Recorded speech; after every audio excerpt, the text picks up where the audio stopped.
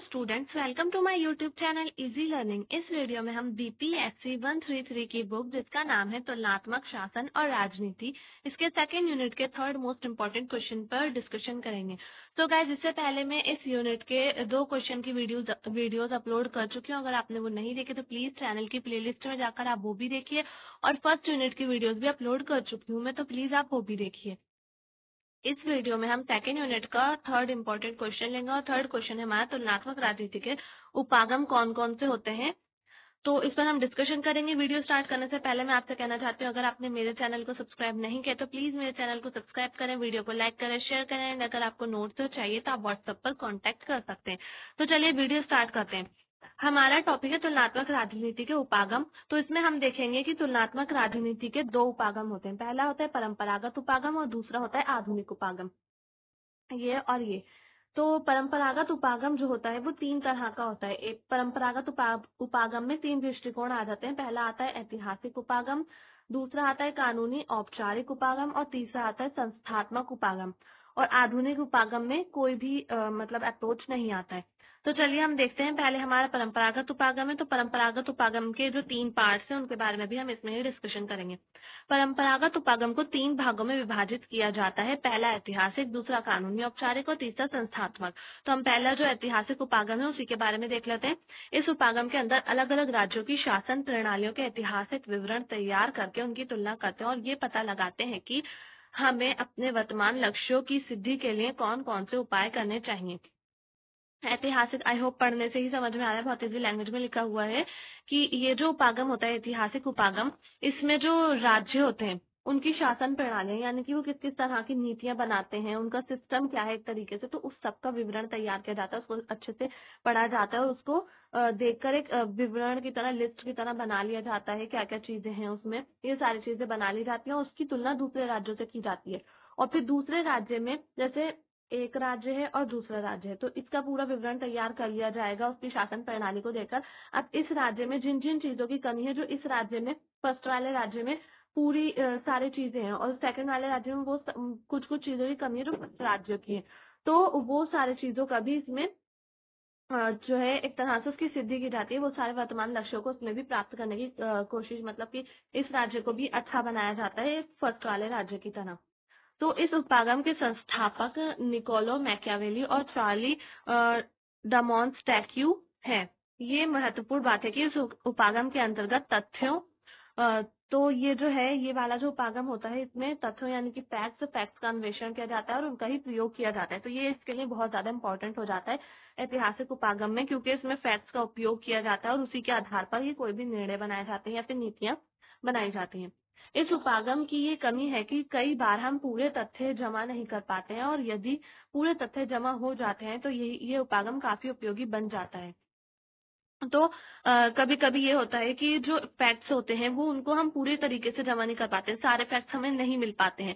लेकिन अगर एक ये इसका एक तरह से हम कह सकते हैं इम्पोर्टेंट पॉइंट है कि अगर हमें हमारे पास इसके जो है सारे फैक्ट्स मिल जाए, हमें सारे तथ्य मिल जाए हमारे पास, तो ये जो है बहुत ज्यादा इम्पोर्टेंट हो सकता है, ये इसका प्लस पॉइंट है। सो अतः ये उपागम बहुत ज्यादा महत्वपूर्ण होता है। दूसरा उपागम है हमारा कानूनी औपचारिक उपागम। तो इस उपागम में क्या होता है ये देखते हैं।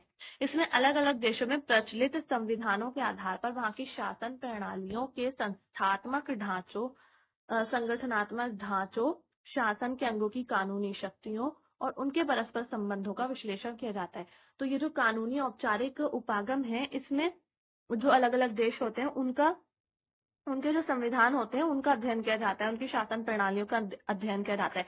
फर्स्ट वाला जो था हमारा ऐतिहासिक, उसमें राज्यों की जो शासन प्रणाली थी उसका अध्ययन किया जा रहा था। लेकिन जो सेकंड वाला कानूनी औपचारिक है, उसमें कानून का ही अध्ययन किया जाता है, वो भी अलग अलग देशों के कानून का, और फिर दूसरे देशों के साथ उनकी तुलना की जाती है। हर ये जो हमारा तुलनात्मक राजनीति वाला जो चैप्टर है, इसमें हम तुलना ही करने के बारे में पढ़ेंगे।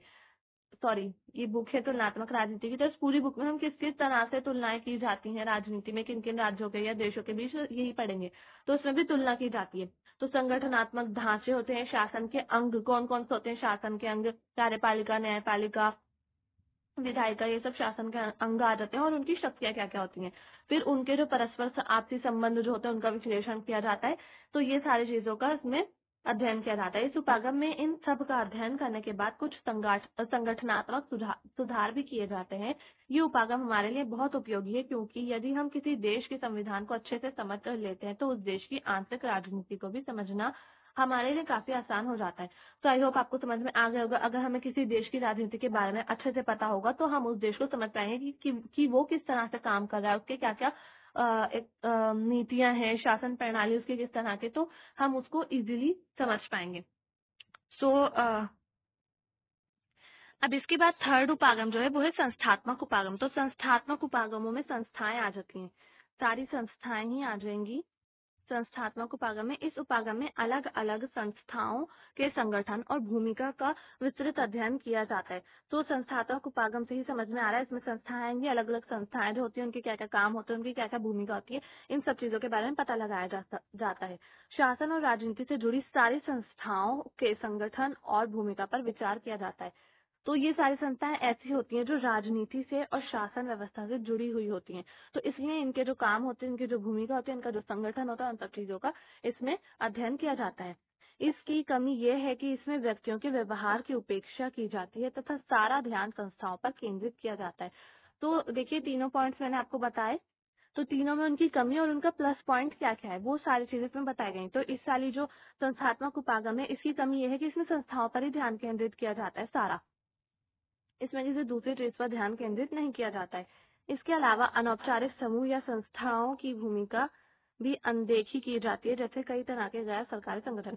यानी कि इसमें ये होता है कि जो सरकार से जुड़ी हुई संस्थाएं होती हैं, राजनीति से जुड़ी हुई संस्थाएं होती हैं, उन पर ध्यान केंद्रित किया जाता है। और उसके अलावा जो अनौपचारिक समूह होते हैं या फिर अलग तरह की संस्थाएं जैसे कि एनजीओ वगैरह हो जाती हैं, उन पर कोई ध्यान नहीं दिया जाता है, जो समाज में बहुत ज्यादा महत्वपूर्ण भूमिका निभाते हैं, लेकिन फिर भी इनको इस सब में नहीं शामिल किया जाता है, इनको अनदेखा किया जाता है। अतः ये प्रणाली भी हमारे लिए काफी उपयोगी है। तो आई होप आपको समझ में आ गया होगा। अब उदाहरण है, जैसे उदाहरण में दे रखा है, ब्रिटिश संसदीय प्रणाली को समझकर हम भारतीय संसदीय प्रणाली को बहुत अच्छे से समझ सकते हैं, क्योंकि भारतीय संसदीय प्रणाली का निर्माण ब्रिटिश संसदीय प्रणाली को देखकर हुआ है। तो इसका एग्जाम्पल था। अब इसमें आधुनिक उपागम, तो ये हमारा दूसरा उपागम है। और 20वीं सदी के शुरू से ही तुलनात्मक राजनीति को समझने के लिए नए तरीके विकसित हुए, जिसमें आधुनिक उपागम बना। जो तुलनात्मक राजनीति थी उसको समझने के लिए 20वीं सदी में नए नए तरीकों की शुरुआत होने लगी थी। लोगों को समझना था कि तुलनात्मक राजनीति आखिर होती क्या है। तो इसको समझने के लिए जो नया उपागम सामने आया उसी को आधुनिक उपागम का नाम दिया गया। 1908 में ग्राहम वेल्स की किताब ह्यूमन नेचर इन पॉलिटिक्स और आर्थर बेंटली की किताब द प्रोसेस ऑफ गवर्नमेंट प्रकाशित हुई, जो आधुनिक उपागम की अग्रदूत कही जाती है। मतलब इन दो किताबों के प्रकाशित होने के बाद से समझ आया कि जो आधुनिक उपागम है वो क्या है आखिर। तो वेल्स ने मनोविज्ञान की प्रेरणा से राजनीति में मनुष्य के व्यवहार के अध्ययन को प्रमुखता दी। वेल्स जो है वो मनुष्य के व्यवहार को प्रेरणा देते हैं, मनुष्य के व्यवहार का अध्ययन करते हैं और इसको ही प्रमुख मानते हैं। और बेंटली ने सामाजिक विज्ञान की प्रेरणा से राजनीति में समूहों के व्यवहार पर ध्यान केंद्रित किया। तो दोनों ने अलग अलग चीजों को अपनाया। जो वेल्स थे उन्होंने मनुष्य के व्यवहार पर ध्यान केंद्रित किया, जबकि बेंटली जो थे उन्होंने समूहों के, जो छोटे छोटे समूह होते हैं, बड़े समूह भी होते हैं, उनके व्यवहार के बारे में बताया। इससे पहले तुलनात्मक राजनीति में मनुष्य तथा समूहों के व्यवहार पर इतना ध्यान नहीं दिया जाता था। तो इन दोनों के जो दृष्टिकोण था, या आधुनिक दृष्टिकोण, इससे समूहों और जो मनुष्य है उसके व्यवहार के बारे में ज्यादा अच्छे से समझने में मदद मिली। तुलनात्मक राजनीति के आधुनिक उपागम राजनीति के अध्ययन का कोई बंधाया तरीका नहीं सुझाते। इसमें अनेक विधियों और प्रारूपों का प्रयोग किया जाता है जिनकी संख्या निश्चित नहीं है। तो तुलनात्मक राजनीति जो है, इसमें आधुनिक उपागम राजनीति के अध्ययन को मतलब कोई बंधाया तरीका नहीं है इसका। इसकी अलग अलग विधियां हैं, अलग अलग प्रारूप हैं, जिनका प्रयोग करके एक संख्या निश्चित की जाती है, एक संख्या बनाई जाती है। तो हम ये नहीं कह सकते कि इसका एक अलग तरीका है या फिर एक ही तरीका है इसका, इसको अलग अलग तरीके से किया जा सकता है। इस उपागम में राजनीति के सामाजिक संदर्भ पर विशेष ध्यान दिया जाता है। इसमें वैज्ञानिक पद्धति को प्रमुखता दी जाती है। इसमें विश्लेषण और व्याख्या का प्रयत्न किया जाता है। सो ये सारी चीजें इसमें क्या क्या किया जाता है वही इसमें बताया गया है कि किन किन चीजों पर ज्यादा ध्यान दिया जाता है। सामाजिक संदर्भ पर ध्यान दिया जाता है, वैज्ञानिक पद्धति पर ध्यान दिया जाता है, विश्लेषण और व्याख्या का पूरी तरह से कोशिश की जाती है, अच्छे से उसका विश्लेषण किया जाता है, व्याख्या की जाती है। इसमें संविधान के ढांचे की जगह संपूर्ण राजनीतिक प्रणाली पर विचार किया जाता है। मतलब संविधान के ढांचे से ज्यादा इसमें इम्पोर्टेंट माना जाता है जो राजनीतिक प्रणाली होती है, जो राजनीतिक सिस्टम होता है। इसमें अंतर विषयक उपागम का सहारा भी लिया जाता है। सो आई होप ये आपको समझ में आ गया होगा। अगर आपको वीडियो पसंद आई है तो प्लीज वीडियो को लाइक करें, शेयर करें, चैनल को सब्सक्राइब करना ना भूलें। थैंक्स।